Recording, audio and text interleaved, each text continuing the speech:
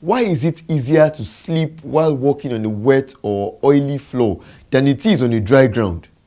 Why is it easier to skate on a smooth surface and on ice and is not so smooth on a rough ground?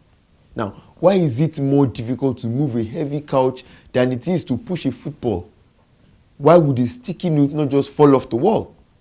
Can you make an intelligent guess? The answer is friction. A rough surface, a heavy object at rest, and a dry floor all have more friction than a smooth surface, light objects, and wet or oily floor. Wow, that's interesting, I can tell you.